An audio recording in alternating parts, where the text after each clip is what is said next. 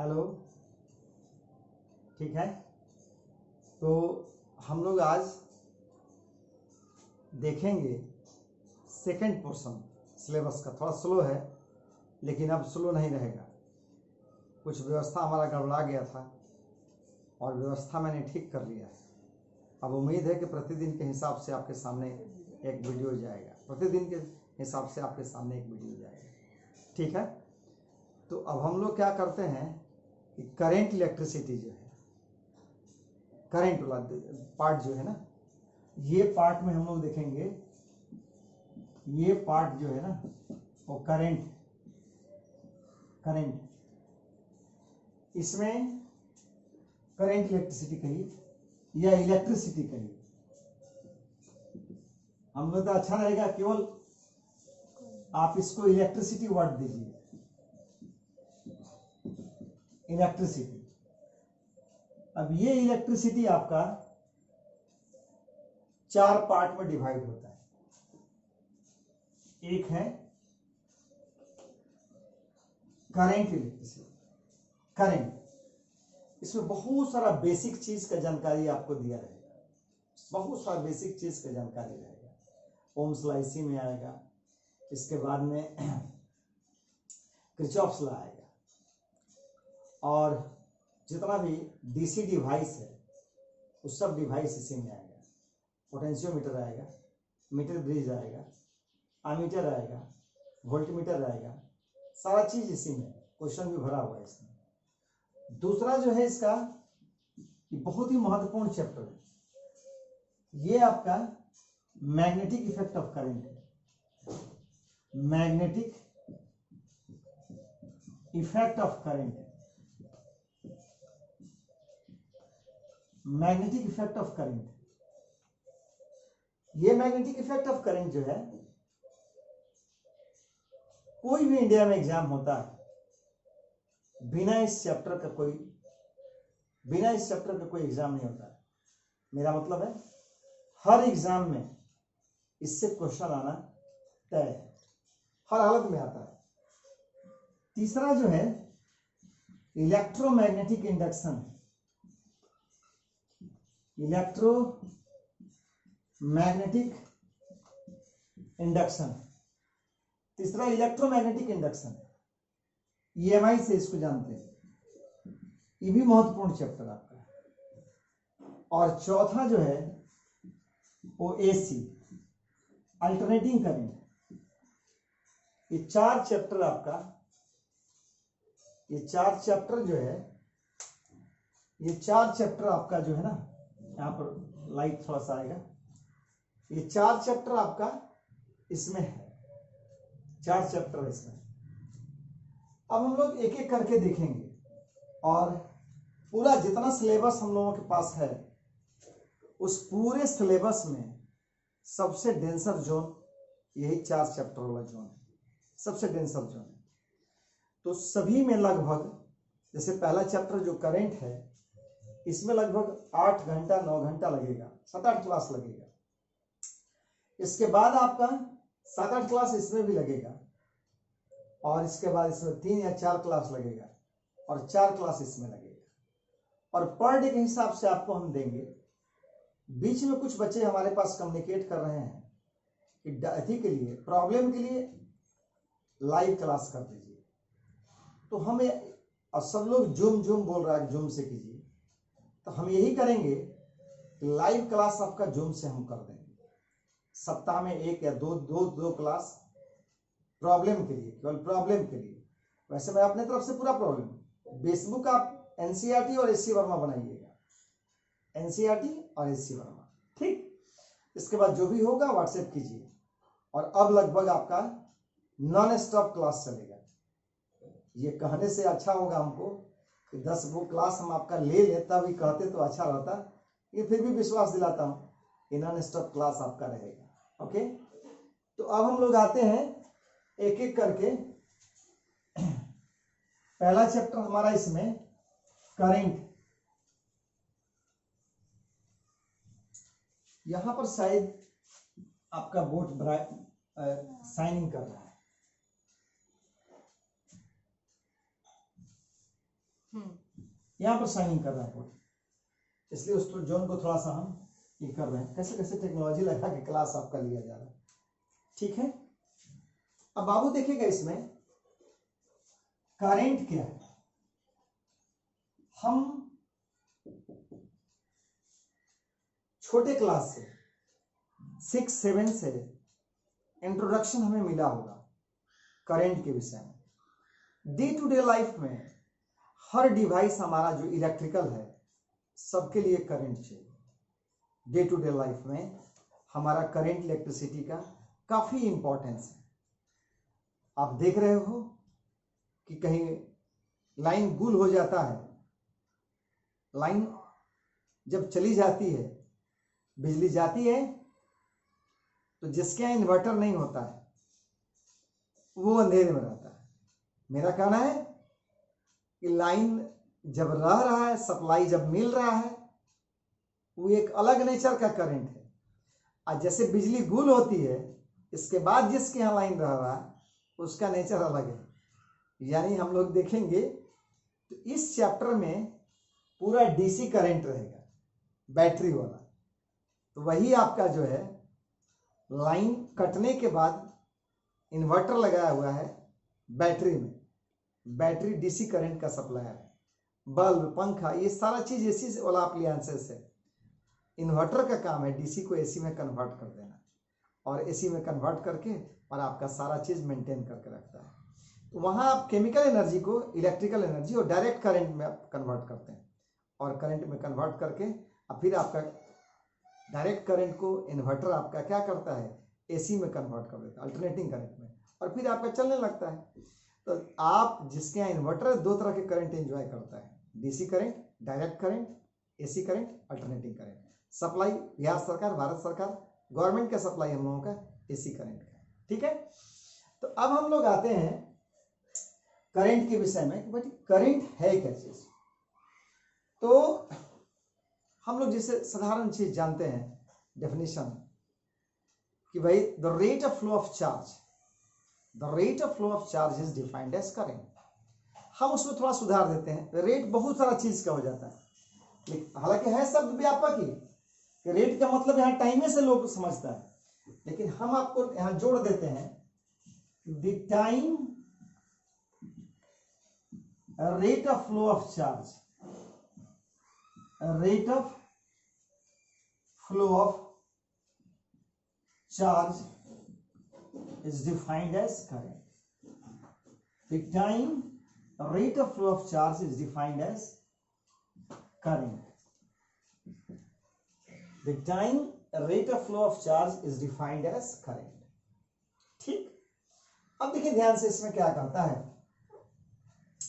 Time rate of flow of charge is defined as current. अब अगर हम लोग देखें तो करंट के लिए सिंबल जो होता है उस आई करते हैं। It is denoted by,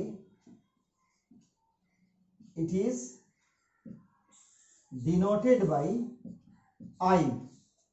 mathematically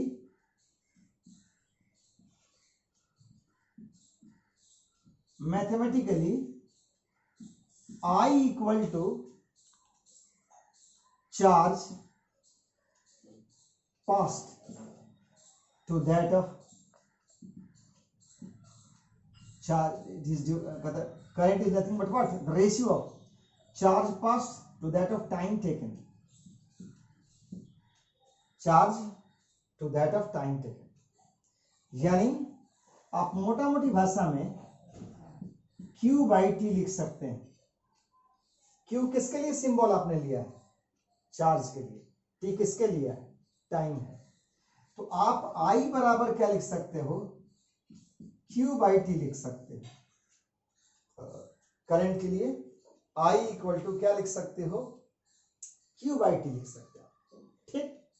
अब देखिए बाबू, चूंकि जानता है आप, क्या जानते हो आप, Q बराबर N ही है। N क्या है सर, नंबर ऑफ इलेक्ट्रॉन्स है। N यहां पर नंबर ऑफ इलेक्ट्रॉन्स है, और ई इलेक्ट्रॉनिक चार्ज है। तो आप I equal to N E by T भी लिख सकते हो, एन ई बाई टी लिख सकते हो। ठीक, I equal to N E by T लिख सकते हो। ठीक, अब देखो ध्यान से, इसमें क्या कहता है, इसमें कहता है क्या कि हमने करंट का डेफिनेशन लिखा, the time rate of flow of charge is defined as current. It is denoted by I, mathematically I equal to q by t. Q is the quantity of charge passed through the circuit and t the time lapse. The time lapse. Okay. Now I q by t, and q, as we know that q is nothing but what? Ne. So I is nothing Ne by t. I is nothing Ne by t. अब बाबू को हम लोग थोड़ा व्यापकता में लाते हैं। अब यहां पर ध्यान देना है, अब ये करंट को हम दो पार्ट में डिवाइड कर रहे हैं, करंट को दो पार्ट में हम डिवाइड कर रहे हैं।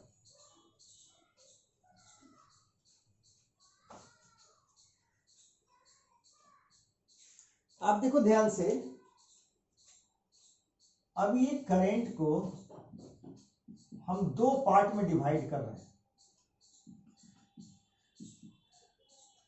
एक हो गया एवरेज करंट, थोड़ा ध्यान देना है बाबू, एवरेज करंट, और दूसरा हो गया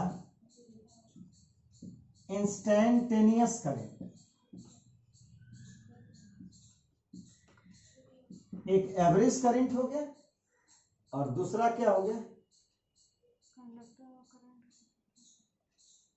अभी एवरेज करंट और instantaneous current. Okay, what is average current? Word को थोड़ा समझना जरूरी है। एवरेज करंट है क्या? जैसे आपको काइनेमेटिक्स में मैंने बताया था कि एवरेज स्पीड क्या है और इंस्टेंटेनियस स्पीड क्या है, आपको यहां समझना है एवरेज का मतलब क्या है। अब जैसे हम लोग देखें, यहां कोई एक हम कंडक्टर ले लेते हैं, एवरेज करंट का मतलब देखेगा। अब इसमें हम क्या करते हैं, इस कंडक्टर को बैटरी के पॉजिटिव और नेगेटिव टर्मिनल से इसको कनेक्ट कर देते हैं। तो एवरेज का मतलब होता है एक पीरियड ऑफ टाइम में क्या चेंज हुआ, यानी समय के एक निश्चित अवधि में कितना चार्ज पास किया, इसका रेशियो जो है ना, चार्ज और टाइम का रेशियो एवरेज कहलाएगा। यानी it is defined as the ratio of total charge passed to that of total time taken. Total charge passed to that of total time taken. तो ध्यान देगा बाबू, यानी I average is nothing, average के लिए आप याद होगा तो इस प्रकार के सिंबल हम लोग ले सकते हैं, लेस देन ग्रेटर देन के बीच में रख सकते हैं इसको। और ये क्या है भाई, एक ही मंत्र है इसका, total charge passed to that of total time taken. Total charge pass to that of total time taken. ध्यान देना है, जैसे अगर किसी सर्किट में 1 एम्पियर का एवरेज करंट है तो Q इक्वल टू क्या होगा, 1 कूलम, और T equal to 1 second. 1 ampere का करंट जो होगा इसमें Q 1 कूलम होगा और T कितना होगा, 1 सेकेंड होगा। ध्यान दीजिए, average current doesn't give any idea about the value of current at a particular interval of time. In the similar manner, average speed doesn't give any idea about the state of motion या speed at a particular instant of time. जैसे ऐसे समझो इसको कि जैसे कोई व्यक्ति जो है 3 चरण में दूरी तय करता है। जैसे एक विद्यार्थी को हम ले लेते हैं, वो घर से कोचिंग आता है, 5 किलोमीटर की दूरी तय करता है और वो 15 मिनट का टाइम लेता है। दूसरा क्या करता है, कोचिंग आके बैठ गया, 2 घंटा क्लास किया, 2 घंटा क्लास किया, फिर क्या करता है, तीसरा इंटरवल में वापस घर को जाता है, 5 किलोमीटर का दूरी तय करता है, फिर 15 मिनट में जाता है। ध्यान दिया जाए तो एवरेज स्पीड का मतलब क्या होगा, आया 5 किलोमीटर, गया 5 किलोमीटर, बैठा रहा, उस दौरान कोई दूरी नहीं तय किया। टोटल डिस्टेंस ट्रेवल कितना हो गया, टोटल डिस्टेंस ट्रेवल कितना हो गया, 10 किलोमीटर। टोटल टाइम लैप्स कितना हुआ, 15 मिनट, 2 घंटा, 15 मिनट, 2.5 घंटा, 2.5 आवर। तो now average speed is nothing, total distance travel to that of total time taken. Average distance, average speed क्या हो गया, 10 kilometre divided by 2.5 hour, that is what, 4 kilometre per hour हो गया। 10 kilometre 2.5 घंटा में चला, आप डिवाइड करके देखो, 4 किलोमीटर पर आवर। कोई बोल रहा है विद्यार्थी का घर से निकला, घर को आया, तो एवरेज स्पीड रहा उसका 4 किलोमीटर पर आवर। तो ध्यान दीजिए, 3 ऑब्जर्वर उसको देख रहा है। घर से जब आ रहा था तो जो ऑब्जर्वर देखा वो 5 किलोमीटर 15 मिनट में, माने 1/4 आवर में, इसका मतलब 20 किलोमीटर पर आवर से देखा। क्यों, distance travel 5 kilometre, time taken 1/4 of an hour, that is 5/1/4, that is 20 kilometre per our. सोचिए, अब ऑब्जर्वर बदलिए। पहला ऑब्जर्वर उसको देखा जो आ रहा था घर से 20 किलोमीटर पर आवर से, टीचर उसको देख रहा है, दूसरा ऑब्जर्वर रेस्ट में देख रहा है 2 घंटा तक। दूसरा ऑब्जर्वर टीचर हो गया, वो देख रहा है, रेस्ट में रह रहा है, कोई उसकी स्पीड नहीं है सर। और तीसरा ऑब्जर्वर वापसी लौटते देखता है, वो भी देखता है 20 किलोमीटर पर आवर। ध्यान दिया जाए, इसका मतलब कि टाइम के अलग अलग पॉइंट पर टोटल टाइम जो 2.5 घंटा का लगा, उसके अलग अलग टाइम पर nature of speed, magnitude of speed क्या था, अलग अलग था। वही चीज इसमें है कि एवरेज करंट अगर 1 एम्पियर पर सेकंड है, 1 एम्पियर है, यानी 1 कूलम्ब का चार्ज पर सेकंड पास कर रहा है। फिर देखेगा बाबू, 1 सेकंड को स्प्लिट कर दे, 1 सेकंड को स्प्लिट कर दे, 0.25 सेकंड, 0.5 सेकंड, 0.25 सेकंड। ध्यान दिया जाए, एक ऑब्जर्वर देख रहा है कि पहला 0.25 सेकंड में कोई करंट नहीं। दूसरा देख रहा है भाई कि दूसरा जो इंटरवल आप लिए है 0.5 सेकंड का, उसमें देख रहा 2 एम्पियर का है। और फिर जो तीसरा ऑब्जर्वर 0.25 एम्पियर, 0.25 सेकंड में देख रहा, वो 0 करंट देख रहा। तो आपने क्या लिया है, समय के किसी बिंदु पर नहीं, 1 सेकंड की अवधि में कितना हुआ वे लिया। तो 1 सेकंड की अवधि में 1 कूलम्ब का चार्ज पार किया, 1 कूलम्ब का चार्ज फ्लो किया, इसलिए करंट कितना होगा, 1 एम्पियर होगा। बात समझ में आ गई बाबू को कि करंट एवरेज का मतलब कितना टाइम लैप्स किया, कितना चार्ज उस लैप्स टाइम में गया, इसका रेशियो है। इसका मतलब है कि average current does not give any idea about the state of current at a particular interval of time. It gives idea in a certain interval of time. बस समझ में आ गया कि certain interval of time में ये current, वही चीज बाबू का है कि एवरेज करंट में कह रहा है सर कि टोटल चार्ज कितना पास किया, टोटल टाइम कितना लगा। ये चीज आपके लिए महत्वपूर्ण है कि टोटल चार्ज कितना पास किया और टोटल टाइम कितना लिए। बात समझ में आ गई? तो वही चीज मान लीजिए 5 कूलम्ब का चार्ज पास किया और आपका 2.5 सेकंड लगा, 2 एम्पियर हो गया। अब 2.5 सेकंड को तोड़िएगा, उस दौरान करंट चेक कीजिएगा, कोई आइडिया नहीं, कोई आइडिया नहीं। बात समझ में आ गया? तो अब ये हो गया एवरेज करंट। बाबू देख लिया एवरेज करंट, एवरेज करंट हो गया total distance travel by total time taken. अब दूसरा चीज क्या कह रहा है आपका इंस्टेंटेनियस करंट। तो इंस्टेंटेनियस करंट का मतलब होता है, इंस्टेंट का मतलब क्षण होता है, पल होता है। अब यहां पर हम लोग काम करेंगे पर्टिकुलर इंटरवल ऑफ टाइम पर, किसी समय विशेष पर क्या है करंट। अपने ध्यान देंगे यहां पर कि कोई पर्टिकुलर इंटरवल ऑफ टाइम पर करंट का वैल्यू क्या है। Instantaneous current,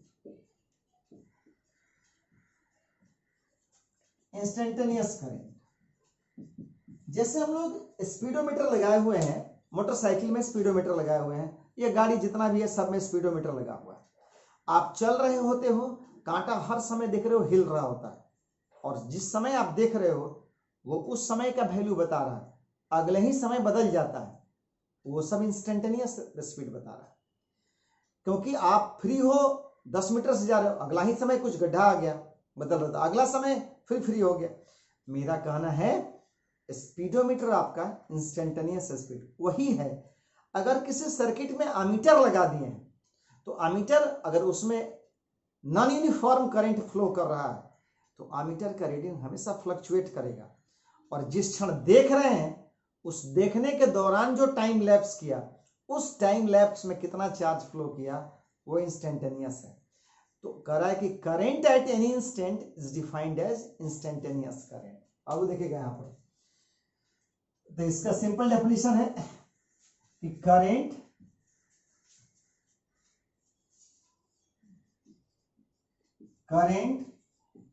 at any instant is defined as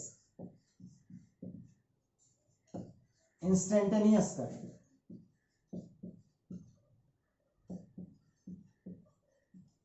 instantaneous current, ठीक। I inst equal to I inst, instantaneous के लिए शुरू में थोड़ा लिखा जाता है जैसे आपको बताए थे पहले भी, limit delta T tends to 0, बहुत ही छोटा इंटरवल है, delta Q upon delta T, आप इसको लिख सकते हैं D Q by D T. अब बार बार इंच नहीं लिखेंगे, I equal to D Q by D, कोई दिक्कत? तो आपका जो है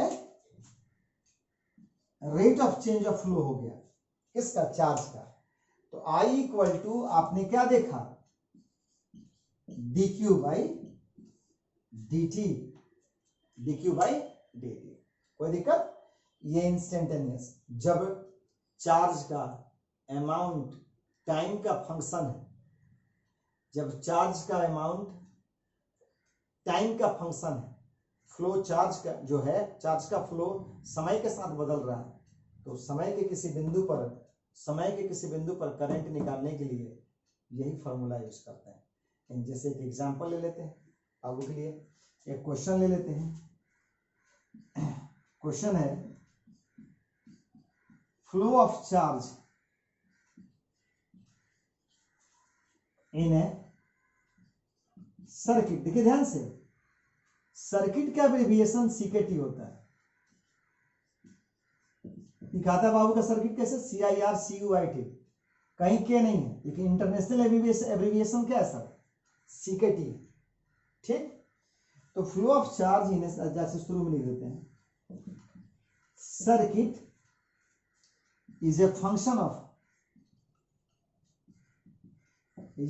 of time according to the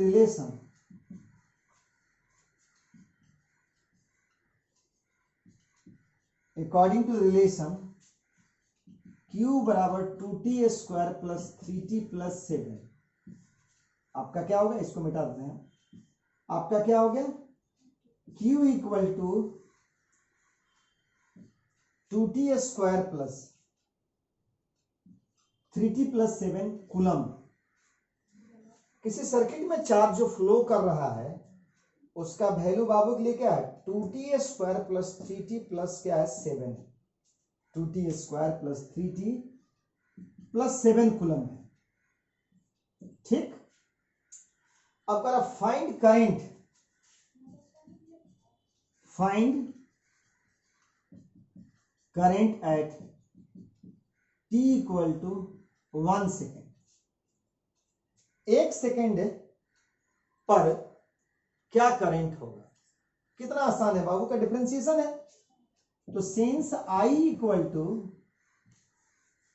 since I equal to D Q by D T, I equal to D by D T, value रख देगा बाबू 2t square plus 3t plus 7। आप differentiate करके देख लो, 2t स्क्वायर, तो 2 तो कांस्टेंट है, और t square का 2t, और 3t का तो 1, और 7 का 0, क्योंकि कांस्टेंट का डिफरेंशिएशन क्या होता है 0, यानी I इक्वल टू 40 प्लस क्या होगा 3। तो करंट का वैल्यू कितना हो गया 40 प्लस 3, करंट का वैल्यू कितना हो गया 40 प्लस 3। यहां देखिए तो टाइम का अलग अलग वैल्यू रखते जाइए, I का वैल्यू क्या हो रहा है, बदलते जा रहा है। टाइम के हर एक पॉइंट पर, हर एक पॉइंट पर, हर एक पॉइंट पर I का मान क्या हो रहा है, बदल रहा है। तो 1 सेकेंड पर कुछ और होगा, 2 सेकेंड पर कुछ और होगा। तो यहाँ जैसे टाइम का वैल्यू रखते हैं तो वो उस क्षण समय के उस बिंदु पर करंट क्या है सर्किट में ये बताता है। अब इसका ग्राफ बाबू देख लेगा। तो इस स्थिति में हम लोग इसको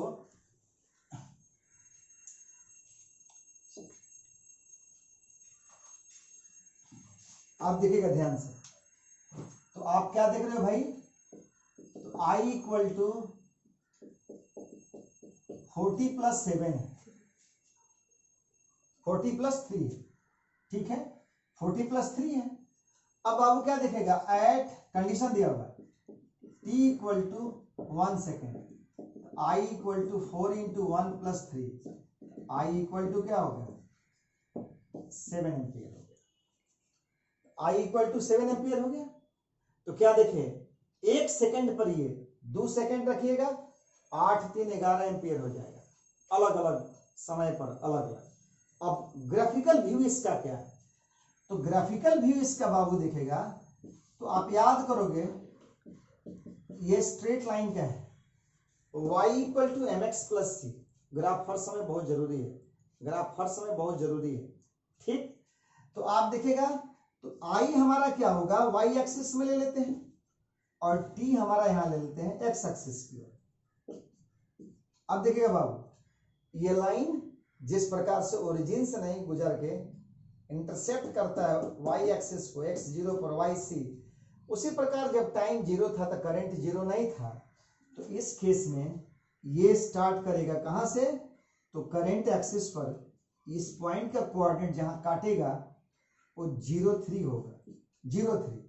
अब जैसे जैसे t बढ़ेगा वैसे वैसे I बढ़ेगा। ग्राफ बनाते समय तो ध्यान रखना होगा, कोई लाइन नहीं खींचना है, ये थीटा है, ये स्ट्रेट लाइन होगा। दिख ही रहे यहाँ tan थीटा क्या है, ये tan theta greater than tan theta is क्या है सर 4 है, tan थीटा 4 है, इसका मतलब थीटा जो है ग्रेटर देन क्या होगा 45 डिग्री होगा।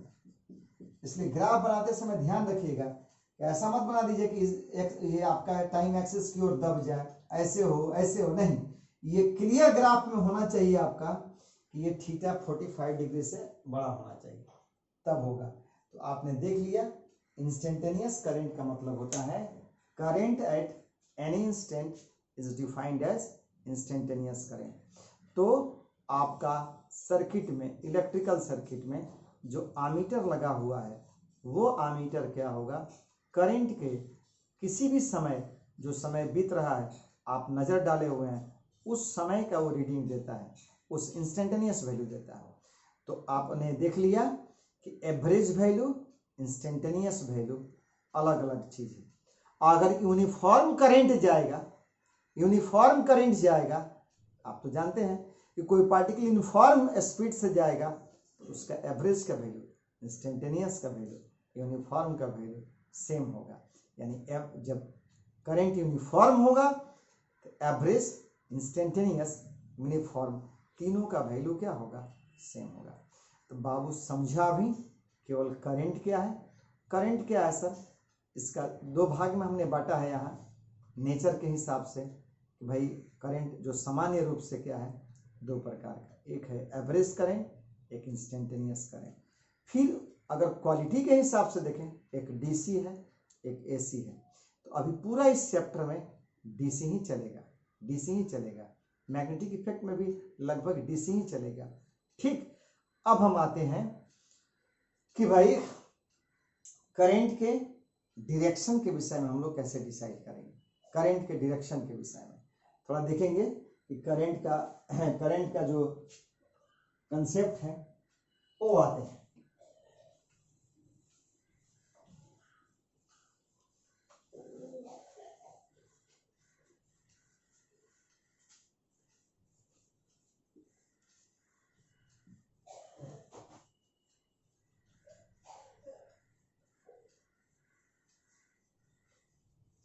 नेक्स्ट डे आज थोड़ा सा टाइम ज़्यादा हो गया है, फिर हम क्या करेंगे, फिर थोड़ा सा हम क्या करेंगे, इसको हम लोग नेक्स्ट डे मैंने कल ही आपका आ जाएगा, या फिर हम थोड़ा देर के बाद फिर एक वीडियो बनाएंगे, डालेंगे। ठीक है, ओके, थैंक यू।